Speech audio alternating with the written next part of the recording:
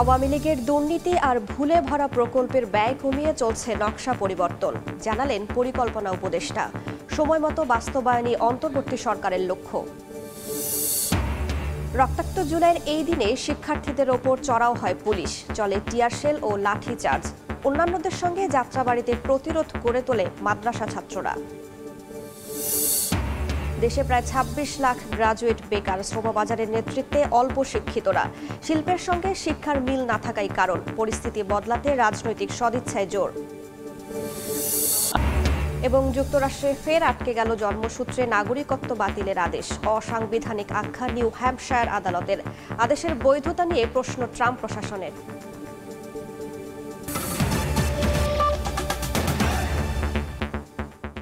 সময় সংবাদের সঙ্গে আছি আমি রাইসা জান্নাত। আওয়ামী লীগ সরকারের নেওয়া প্রায় সব মেগা প্রকল্পই দুর্নীতি আর ভুলে ভরা বলে মন্তব্য করেছেন পরিকল্পনা উপদেষ্টা ওয়াহিদ উদ্দিন মাহমুদ। সময় সংবাদের সঙ্গে আলাপচারিতায় জানান, নতুন করে প্রকল্পগুলোর অর্থনৈতিক পুনর্মূল্যায়ন, নকশা পরিবর্তন, নতুন ঠিকাদার নিয়োগ সহ নানা জটিলতায় বেশ কিছু প্রকল্পে ধীর গতি তৈরি হয়েছে। তবে প্রতিটি প্রকল্পই সময় মতো বাস্তবায়ন করতে যাচ্ছে, কাজ করছে সরকার।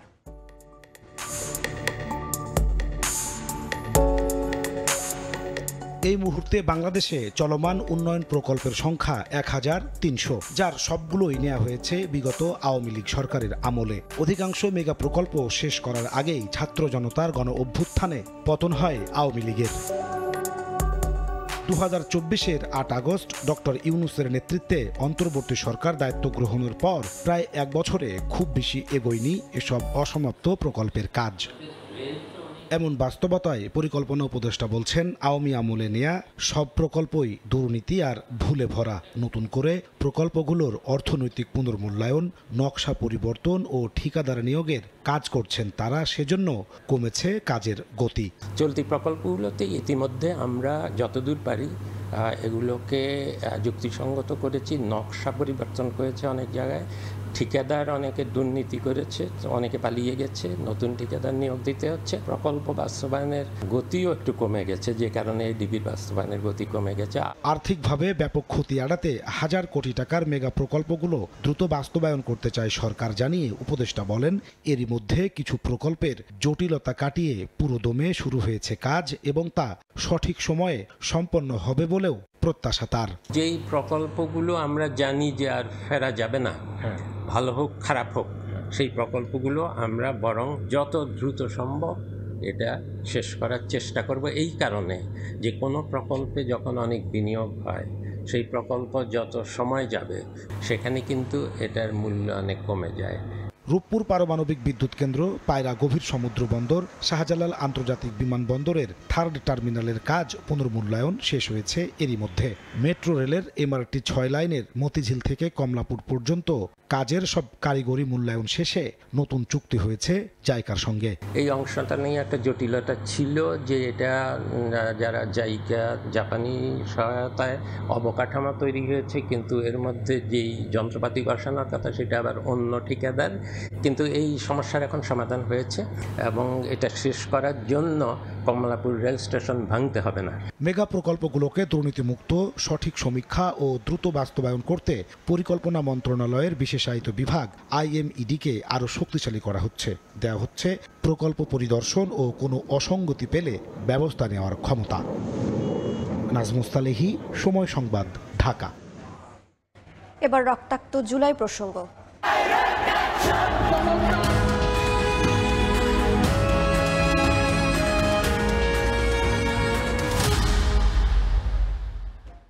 জুলাইয়ের ১১তম দিন থেকে সারা দেশে শিক্ষার্থীদের ওপর চড়াও হয় পুলিশ, চলতে থাকে টিয়ারশেল ও লাঠিচার্জ। আহত হন শিক্ষার্থীরা লিমিট ক্রস করে যাচ্ছেন এমন হুমকি দেওয়া হয় তৎকালীন সরকারের তরফ থেকে। রক্তচক্ষু উপেক্ষা করে অবরোধ কর্মসূচি পালন করেন শিক্ষার্থীরা।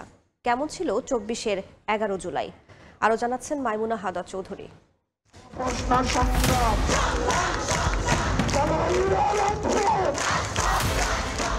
জুলাইয়ের মিছিলে তখনও লাগেনি রক্তের দাগ, তবে একটু একটু করে প্রত্যেকটি দিন ছিল সাহস সঞ্চয়ের ইন্ধন। ফলে জুলাই যত পরিণত হয়েছে, মিছিলে ততই বেড়েছে এক প্রজন্মের যুথবদ্ধ হবার গল্প। 11 জুলাই 2024 বেলা 3টায় শাহবাগ অবরোধের কথা থাকলেও দুপুরের পর থেকে অবস্থান নেয় পুলিশ। জানানো হয় শাহবাগে দেয়া ব্যারিকেড অতিক্রম করলে অ্যাকশনে যাবেন তারা। শাহবাগে আনা হয় জলকামান, সাজোয়া যান। বিকেল 4:30টায় পুলিশের বাধা অতিক্রম করে এগিয়ে যায় শিক্ষার্থীরা। ওদিকে পুলিশের ব্যারিকেড ভেঙে মিছিল নিয়ে টাইগার পাস এলাকায় অবস্থান নেয় চট্টগ্রাম বিশ্ববিদ্যালয়ের শিক্ষার্থীরা।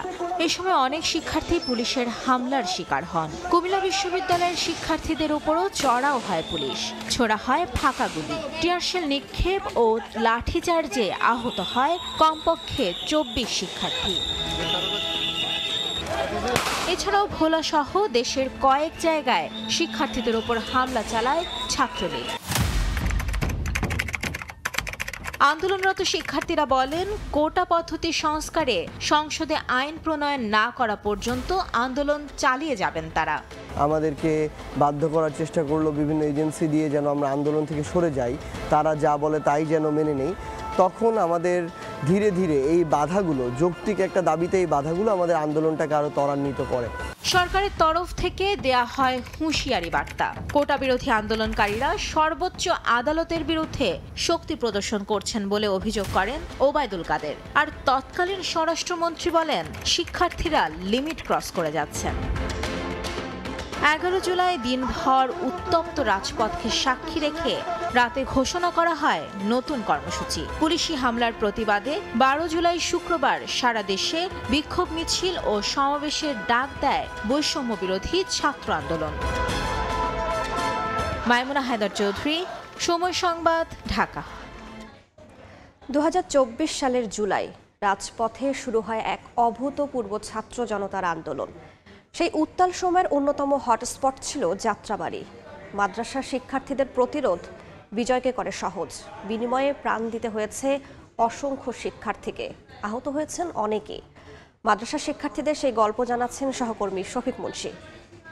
মহাসড়ক থেকে পুলিশ হঠাৎ করে নামাজরত মুসল্লিদের উপর তারা অতর্কিত আক্রমণ, টিয়ার শেল এবং সাউন্ড গ্রেনেড তারা নিক্ষেপ শুরু করলো। 24 জুলাইয়ে যাত্রাবাড়ি এলাকার নিরস্ত্র মানুষের ওপর পুলিশি হামলার বর্ণনা দিচ্ছিলেন অভ্যুত্থানে নেতৃত্ব দেয়া আলেম সমাজের এই প্রতিনিধি।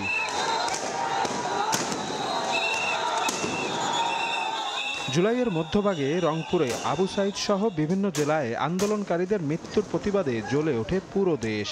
নির্বাক থাকেনি ইনসাফের বাতিঘর হিসেবে পরিচিত ধর্মীয় শিক্ষা প্রতিষ্ঠানগুলো। দাবি আদায়ের আন্দোলন যখন তীব্র আকার ধারণ করে, রাজধানীর অন্যতম প্রবেশদ্বার যাত্রাবাড়িতে তখন তীব্র লড়াই গড়ে তোলেন মাদ্রাসা শিক্ষার্থীরা। এতে যোগ দেন শিক্ষক ও স্থানীয় আলেম ওলামারাও। যখন হেফাজতের আমির বিবৃতি দেন, চট্টগ্রামের হাটহাজারী মাদ্রাসা থেকে মাদ্রাসা শিক্ষার্থীদের একটা বড় মিছিল বের হয়, তখন মাদ্রাসা শিক্ষার্থীদের মধ্যে এই বিষয়টা ট্রিগার করে যে না, এই জায়গাটায়ও আমাদের একটা ধর্মীয় দায়িত্ব আছে। আন্দোলনকারীরা জানান, অগাস্টের শুরুতে বৈষম্য বিরোধী ছাত্র আন্দোলনের অসহযোগ কর্মসূচি ঠেকাতে প্রশাসন কর্তৃক ঢাকার সঙ্গে সারা দেশের রেল ও নৌপথ বন্ধের পর নজিরবিহীন ভূমিকায় হাজির হন যাত্রাবাড়ির মাদ্রাসা শিক্ষার্থীরা। বিশেষ করে ঢাকার দক্ষিণ প্রবেশদ্বার খ্যাত যাত্রাবাড়ি এলাকার এক একটি মাদ্রাসা আবির্ভূত হতে থাকে জুলাই বিপ্লবের অপরাজেয় দুর্গ লেনিনগ্রাদ হিসেবে। অভ্যুত্থানের আগের কয়েকদিন যৌথ বাহিনীর তৎপরতার পরও নানা কৌশলে যাত্রাবাড়ি এলাকা দখলে রাখেন মাদ্রাসা শিক্ষার্থীরা। ছাত্ররা দলে দলে বিভক্ত হয়ে সমন্বয় করে, নিজেদের মধ্যে সমন্বয় করে, কখনো পুলিশ প্রশাসনকে তাদের সরাসরি মুখোমুখি হয়েছে, কখনো তাদেরকে অন্য কাজে ব্যস্ত রেখেছে। তরুণ আলেম প্রজন্ম নামে একটি সংগঠনের দাবি, কোটা সংস্কার আন্দোলন থেকে অভ্যুত্থান পর্যন্ত 77 জন মাদ্রাসা শিক্ষার্থী প্রাণ হারান। যখন দেখবেন জুলাই একটা গণচরিত্র ধারণ করলো, তখন তারা নিজেদের মধ্যে যে প্রতিবাদকে ধারণ করেন, ওই প্রতিবাদের প্রতিধ্বনি ওখানে শুনতে পেলেন। জুলাই শহীদদের আকাঙ্ক্ষার বৈষম্যহীন দেশ গড়তে সবাইকে একসাথে কাজ করার আহ্বান অভ্যুত্থানের শরিক আলেম সমাজের। শফিক মুন্সি, সময় সংবাদ, ঢাকা। ফেনীর ফুলগাজী ও পরশুরাম উপজেলায় পানি নামতে শুরু করেছে, তবে নতুন করে প্লাবিত হচ্ছে সদর এবং ছাগলনাইয়ার বিভিন্ন এলাকা। বিস্তারিত জানাতে এই মুহূর্তে ফেনীর ফুলগাজী উপজেলায় আছেন রিপোর্টার আতিয়ার সজল। চলে যাচ্ছি তার কাছে। ফেনীর যে বন্যা পরিস্থিতির কথা যদি বলি, সেই বন্যা পরিস্থিতির কথা আপনাদেরকে জানাতে হয় এমনটি যে ফেনীর মুহুরী নদীর পানি যেখান দিয়ে পানি বিপদসীমার উপর দিয়ে প্রবাহিত হয়ে গত দুদিন ধরে পানি অব্যাহতভাবে প্রবেশ করে প্রায় 20-25টি জায়গায় ভেঙে প্লাবিত হতে শুরু করেছিল, সেই মুহুরী নদীর পানি বিপদসীমার অনেকটা নিচ দিয়ে প্রবাহিত হচ্ছে। তার মানে আসার কথা হচ্ছে ফেনীর মুহুরী, কহু এবং সিলোনিয়া নদীর পানি মোটামুটি অনেকটা নিয়ন্ত্রণে রয়েছে। তবে এবং ফেনীর ফুলগাজী এবং পরশুরাম উপজেলায় যে অবস্থা সেটার অনেকটা উন্নতি হলেও অবনতি ঘটেছে ফেনীর ছাগলনাইয়া এবং ফেনী সদর উপজেলার সেসব এলাকায়। ফেনীর ফুলগাজী এবং পরশুরাম এই দুটি উপজেলার নদী তীরবর্তী যে বাঁধ ভেঙেছিল সেই বাঁধের পানি এই দুটি উপজেলা ছাপিয়ে এখন নিম্নাঞ্চল প্লাবিত হচ্ছে এবং তারই ধারাবাহিকতায় গতকাল থেকেই কিন্তু ছাগলনাইয়া এবং ফুলগাজীতেই কিন্তু ছাগলনাইয়া এবং ফেনী সদরের অনেক গ্রামে পানি ঢুকতে শুরু করেছে। যদিও পানি উন্নয়ন বোর্ড বলছে যে এই যে পানি সে কিন্তু এখন অনেকটা ভারত থেকে যদি আরও না আসে এবং বিশ্বজিৎ না, তাহলে খুব দ্রুতই একটা রিকভারি সম্ভব। আমরা এই ছিল আমার কাছে বন্যা পরিস্থিতির সবশেষ। সরাসরি যুক্ত ছিলাম ফেনীতে। এদিকে পদ্মার প্রবল স্রোতে শরীয়তপুরের জাজিরায় কনস্ট্রাকশন ইয়ার্ড বাঁধের 480 মিটার অংশ ভেঙে গেছে। বিলীন হচ্ছে বসত বাড়ি, ঘর, ব্যবসা প্রতিষ্ঠান। এই মুহূর্তে সেখানে আছেন সহকর্মী শফিকুজ্জামান রুবেল, সরাসরি যাচ্ছি তার কাছে।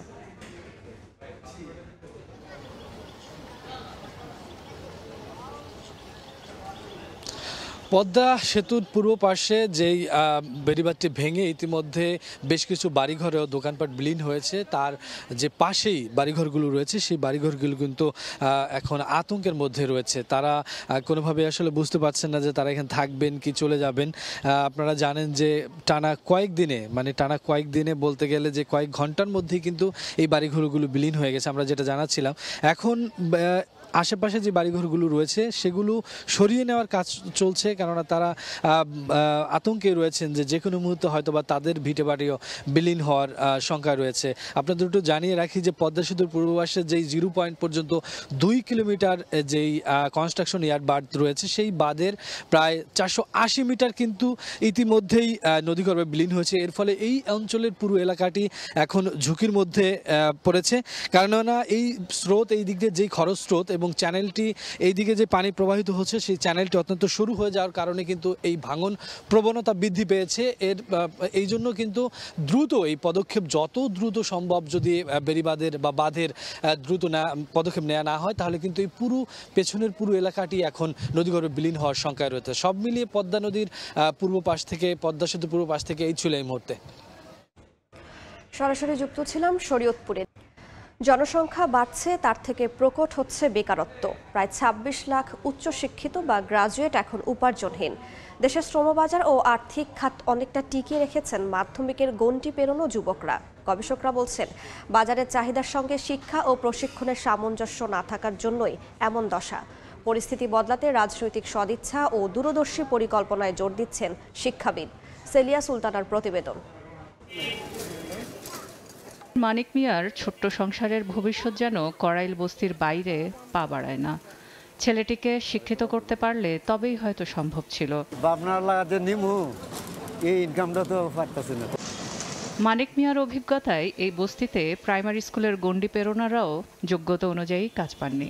সক্ষমতা কাজে না লাগানোর এই পরিস্থিতি পুঁথিবিদ্যার সহজ ভাষায় শ্রমশক্তির অপচয়। একদিন দিন মজুরি কাজ করলাম, পরে 2 দিন বয়ে যাবে। বাজারের সাথে তাল রেখে শ্রমশক্তি তৈরি না হওয়ায় বড় শ্রমশক্তির ঘাটতি থেকে গেছে শ্রমবাজারে। আবার উপার্জনহীন উচ্চশিক্ষিতের সংখ্যা 1.5 দশকে বেড়ে হচ্ছে দ্বিগুণ। শিল্পবাজারের উচ্চ পর্যায়ে এখনও বিদেশি নির্ভর। সব বাজি রেখে অভিবাসী হচ্ছেন অদক্ষ শ্রমিক। বিআইডিএসের গবেষণা বলছে, আর্থিক ও সামাজিক খাতে এখন নেতৃত্ব দিচ্ছে মাধ্যমিক গণ্ডি পেরোনো যুবকরা। আমাদের ইন্ডাস্ট্রির স্ট্রাকচারটা যেমন, সেই স্ট্রাকচারের সাথে সামঞ্জস্যপূর্ণ লেবার ফোর্স আমরা তৈরি করতে পারিনি। সেটা আমার মিসম্যাচ, যেটা আমার একটা বড় মিসম্যাচ, স্কিলের একটা বড় অভাব আছে। কিন্তু আসলেই আমাদের সোসাইটিতে কতটুকু কী ধরনের স্কিল দরকার সেটা তো একজনের বসে জিনিসটা বুঝতে হবে। 24 জুলাইয়ের ছাত্র আন্দোলনের শুরু ছিল বৈষম্য নিরোধের দাবিতে। সমাজ গঠনের অংশীদারিত্ব হবে সাম্য ও ন্যায্যতা প্রতিষ্ঠা ও সমবন্টনের। শিক্ষাবিদরা মনে করেন, বেকারত্ব দূরে শিক্ষা, স্বাস্থ্য, প্রশিক্ষণ ছাড়াও রাজনৈতিক সদিচ্ছার প্রয়োজন। এখানে তো অভিজ্ঞতা থেকে কেউ শেখে না, যেগুলো ভুল প্রমাণিত হয়েছে আমাদের, ভবিষ্যতে যাতে সেই ভুল রিপিটেড না হয় আমরা সেই দিকে লক্ষ্য রেখে কাজ করব, এবং সেইভাবে কাজ করলেই তো আসলে এই কি হয়, সমস্যার সমাধান হয়। জনমিতিক লভ্যাংশ বা ডেমোগ্রাফিক ডিভিডেন্ড হলো একটি দেশের নির্ভরশীল মানুষের তুলনায় কর্মক্ষম মানুষের সংখ্যা বেশি হবে, যার উপর নির্ভর করে চীন, মালয়েশিয়া এবং দক্ষিণ কোরিয়ার মতো দেশগুলো জনসম্পদকে কাজে লাগিয়ে আজকের এই অবস্থায় পৌঁছেছে। বাংলাদেশও কিন্তু এই জনমিতিক লভ্যাংশ পেতে পারে 2040 সাল পর্যন্ত।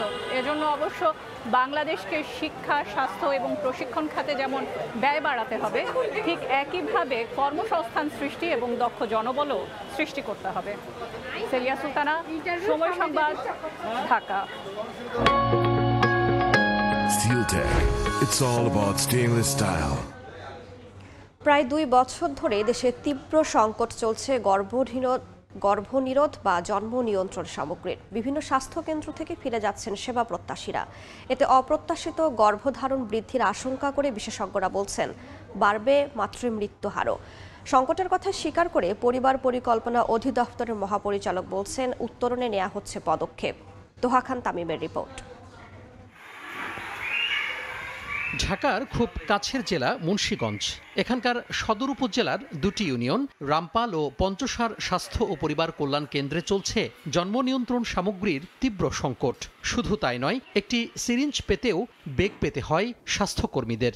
রয়েছে প্রয়োজনীয় ওষুধের অভাবও। খাবার পরে 2 মাস পাইছিলাম, পাইয়া আবার বন্ধ।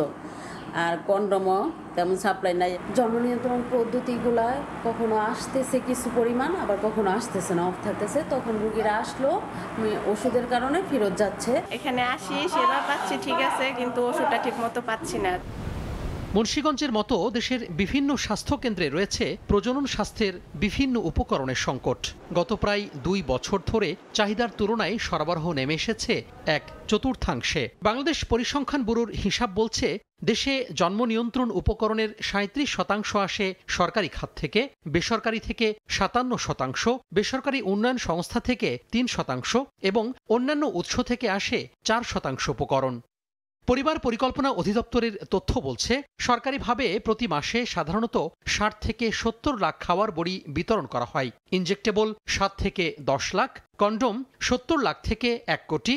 এছাড়া অন্যান্য সামগ্রী রয়েছে 70,000-এর মতো। তবে সরবরাহ না থাকায় গত 2 বছরে তা কমে এসেছে আশঙ্কাজনক হারে। আমরা যখন বলছি সমতার কথা, ন্যায্যতার কথা, তখন কিন্তু আমার প্রজনন স্বাস্থ্য 1 নাম্বার প্রায়োরিটি, যেটা এখন এসে আমরা দেখতে পাচ্ছি একদম বিপর্যয়ের সামনে আমরা দাঁড়িয়ে আছি। জুলাই গণঅভ্যুত্থান পরবর্তী অধিদপ্তরে নেতৃত্বের সংকটের কথা জানিয়ে পরিবার পরিকল্পনা অধিদপ্তরের মহাপরিচালক বলছেন সরবরাহ স্বাভাবিক করতে নেওয়া হচ্ছে নানা পদক্ষেপ। অলরেডি টেন্ডার প্রক্রিয়া সম্পন্ন হয়ে জিনিসও চলে আসছে। আগস্টের মধ্যে আশা করছি যে আমাদের সব জায়গায় পণ্য মোটামুটি একটা লেভেলে চলে আসবে। স্বাস্থ্য অধিদপ্তরের MPDSR এর গবেষণা অনুযায়ী প্রজনন স্বাস্থ্য সহ অন্যান্য সংকটে 2024 সালে প্রতি লাখে মারা গেছেন 90 জন মা। তোহা খান তামিম, সময় সংবাদ, ঢাকা। দুর্নীতির মামলায় জনতা ব্যাংকের সাবেক চেয়ারম্যান ডক্টর আবুল বারাকাতকে গ্রেফতার করেছে ঢাকা মহানগর গোয়েন্দা পুলিশ। বৃহস্পতিবার রাত 11:30টার দিকে রাজধানীর ধানমন্ডি এলাকা থেকে তাকে গ্রেফতার করা হয়। ডিএমপির যুগ্ম কমিশনার মোহাম্মদ নাসিরুল ইসলাম বলেন দুদকের একটি মামলার পরিপ্রেক্ষিতে তাকে গ্রেফতার করা হয়। শুক্রবার তাকে দুদকে সোপর্দ করা হবে।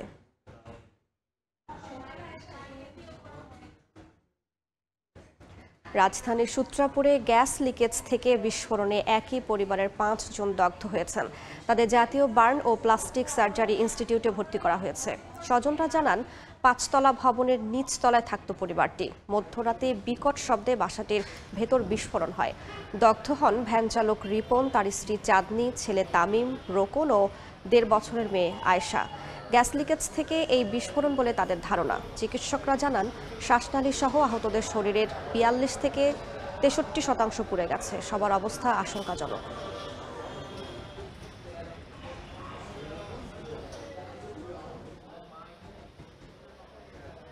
ঢাকা সিলেট মহাসড়কে খানাখন্দের কারণে ব্রাহ্মণবাড়িয়ার আশুগঞ্জ টোল প্লাজা থেকে সরাইলের শাহবাজপুর পর্যন্ত ২০ কিলোমিটার এলাকায় ধীর গতিতে চলছে যানবাহন। এই মুহূর্তে সরাইল বিশ্ব রোডে আছেন রিপোর্টার উজ্জ্বল চক্রবর্তী, সরাসরি যাচ্ছি তার কাছে। আমি এই মুহূর্তে আছি ব্রাহ্মণবাড়িয়া সরাইলের বিশ্ব রোড এলাকায়। আপনাকে জানিয়ে রাখি, গতকাল এবং দিনভর বৃষ্টিপাতের কারণে কিন্তু আশুগঞ্জে যে গোল চত্বর আছে সেখানে কিন্তু যে ঢাকা সিলেট মহাসড়কের নির্মাণাধীন 4 লেন যে সড়কটির এক পাশ কিন্তু খানাখন্দে নাজুক পরিস্থিতি সৃষ্টি হয়, যার কারণে কিন্তু মহাসড়কের আশুগঞ্জ গোল চত্বর এবং বিশ্ব রোড এলাকা সহ আশেপাশের এলাকায় তীব্র যানজটের সৃষ্টি হয়। সেই যানজটের পরিধি কিন্তু ব্রাহ্মণবাড়িয়া সরাইলের শাহবাজপুর পর্যন্ত গিয়ে পৌঁছেছে, অর্থাৎ আশুগঞ্জ গোল চত্বর থেকে শাহবাজপুর পর্যন্ত প্রায় 20 কিলোমিটার এলাকা জুড়ে কিন্তু থেমে থেমে দুই পাশে কিন্তু তীব্র যানজটের সৃষ্টি হচ্ছে। আমরা কথা বলেছিলাম পরিবহন চালক এবং যাত্রীদের সাথে, তারা কিন্তু বলছেন মধ্যরাত থেকে অর্থাৎ রাত 12টা থেকে তারা এই মহাসড়কে কিন্তু অবস্থান করছেন এবং প্রায় ঘন্টা 2 ঘন্টা পর মাত্র 1-1.5 কিলোমিটার তারা অতিক্রম করতে পারছেন। এতে কিন্তু অনেকটাই তারা ভোগান্তিতে পড়েছেন বলে আমাদেরকে জানিয়েছেন। এই নিয়ে অনেকে ক্ষোভ প্রকাশ করেছেন। আমরা বেশ কয়েকজন যাত্রীদের সাথে কথা বলেছিলাম, অনেকে জানিয়েছেন তাদের উপসহকারী কৃষি পরীক্ষা ছিল, তারা কিন্তু পরীক্ষা দিতে পারেননি এই যানজটে পড়ে থাকার কারণে। তারা গন্তব্যে পৌঁছতে না পারার কারণে কিন্তু তারা পরীক্ষা না দিতে পারে, কিন্তু তারা এখানে কিন্তু একটা ভোগান্তির মধ্যে পড়েছেন বলে তারা আমাদেরকে জানিয়েছেন। আমরা কথা বলেছিলাম এখানকার হাইওয়ে পুলিশের যে ওসি আছেন, অর্থাৎ খাটিয়াতা হাইওয়ে পুলিশের যে ভারপ্রাপ্ত কর্মকর্তা আছেন যিনি, তার সাথে কথা বলেছিলেন মামুনুর রহমান। তিনি আমাদেরকে জানিয়েছেন তারা রাত থেকে কাজ করছেন আশুগঞ্জ টোল প্লাজা এলাকায়, কিন্তু মহাসড়কের খানাখন্দের কারণে কিন্তু সেটি হয়ে উঠছেন, অর্থাৎ যানজট মুক্ত করতে পারছেন না। এবং তারা বলছেন এখানে 3 হুইলার অর্থাৎ 3 চাকার যে যানবাহনগুলো আছে সেই 3 চাকার যানবাহনগুলো এলোপাতাড়ি চলাচলের কারণে কিন্তু যানজটের মাত্রা আরও বাড়ছে বলে তারা আমাদেরকে জানিয়েছেন। তেমনিভাবে মধ্যরাত থেকে যাত্রীরা কিন্তু এই মহাসড়কে আটকে থেকে থমকে থাকার কারণে তারা অনেকটাই ভোগান্তিতে পড়েছে বলে আমাদেরকে জানিয়েছে। তো এইটুকু ছিল আমার কাছে ঢাকা জেলার মহাসড়কের ব্রাহ্মণবাড়িয়ার বিশ্ব রোড এলাকা থেকে সর্বশেষ। সরাসরি যুক্ত ছিলাম ব্রাহ্মণবাড়িয়ায়। মার্কিন প্রেসিডেন্ট ডোনাল্ড ট্রাম্পের জন্মসূত্রে নাগরিকত্ব বাতিলের আদেশ আবারও আদালতে আটকে গেল। নিউ হ্যাম্পশায়ারের আদালত ক্লাস অ্যাকশন বা প্রতিনিধিত্বমূলক মামলার আওতায় আদেশটি কার্যকর হওয়া থেকে সাময়িক স্থগিত রাখার নির্দেশ দিয়েছেন। আদালতের এমন সিদ্ধান্ত ভবিষ্যতে অন্যান্য নীতির ক্ষেত্রেও দৃষ্টান্ত হতে পারে বলে মত বিশ্লেষকদের। জন্মসূত্রের নাগরিকত্ব প্রত্যাহার সংক্রান্ত ট্রাম্পের নির্বাহী আদেশকে কেন্দ্র করে নতুন করে আইনি লড়াই শুরু হয়েছে যুক্তরাষ্ট্রে। নিউ হ্যাম্পশায়ারের একটি আদালত আদেশটি কার্যকর হওয়া থেকে সাময়িক স্থগিত রাখার নির্দেশ দিয়েছেন। একই সঙ্গে ক্লাস অ্যাকশন বা প্রতিনিধিত্বমূলক মামলা হিসেবে গ্রহণ করেছেন বিচারক। মামলাটি করেছে অভিবাসী অধিকার সংগঠন American civil liberties union ACLU, যারা অভিবাসী অভিভাবক ও যুক্তরাষ্ট্রে জন্ম নেওয়া শিশুদের পক্ষে লড়ছে। সুপ্রিম কোর্টের সর্বশেষ রায়ের পরও ক্লাস অ্যাকশন মামলার ব্যতিক্রমী বিধান ব্যবহার করে এই বাধাও অতিক্রম করা হয়েছে। এই নির্দেশের কারণে 27 জুলাই থেকে আদেশ কার্যকর হওয়ার যে সময়সীমা নির্ধারিত ছিল তা আপাতত স্থগিত হয়েছে। যদিও ট্রাম্প প্রশাসন রায়ের বৈধতা নিয়ে প্রশ্ন তুলেছে, আদালত সরকারকে আপিলের জন্য 7 দিন সময় দিয়েছে। এর আগে দেশের একাধিক আদালতও এই আদেশের বিরুদ্ধে স্থগিতাদেশ দিয়েছিল, তবে এবার তা আরও বিস্তৃত ও আইনি কাঠামোয় রক্ষিত। ইয়াসিন মোহাম্মদ জিসান, সময় সংবাদ। ভয়াবহ বন্যায় যুক্তরাষ্ট্রের টেক্সাসে মৃতের সংখ্যা বেড়ে দাঁড়িয়েছে 121 জনে। এ ঘটনায় এখনও নিখোঁজ 173 জন। শুধুমাত্র কের কাউন্টিতেই মারা গেছেন 96 জন, যাদের মধ্যে 36 জন শিশু। বন্যায় নিখোঁজদের উদ্ধারে অভিযান অব্যাহত আছে। কর্মকর্তারা জানিয়েছেন বন্যার পর ঝড় আঘাত হানায় উদ্ধার কার্যক্রম আরও কঠিন হয়ে পড়েছে। এমন পরিস্থিতিতে প্রেসিডেন্ট ডোনাল্ড ট্রাম্প টেক্সাসের গভর্নরের অনুরোধে একটি ফেডারেল দুর্যোগ ঘোষণায় স্বাক্ষর করেছেন। এদিকে ভারী বৃষ্টিতে তলিয়ে গেছে পাকিস্তানের লাহোর। এখন পর্যন্ত অন্তত 5 জনের মৃত্যুর খবর পাওয়া গেছে।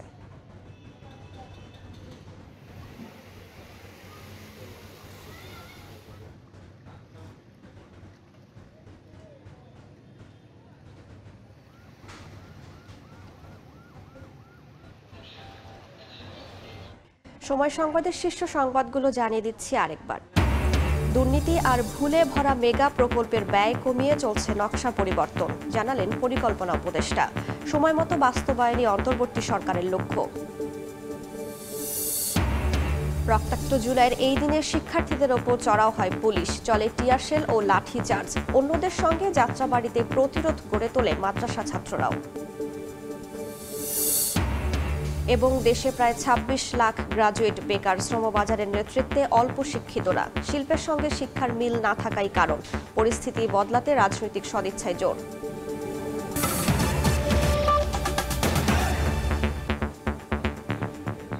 এ ছিল সময় সংবাদের, সঙ্গেই থাকুন সময়ের।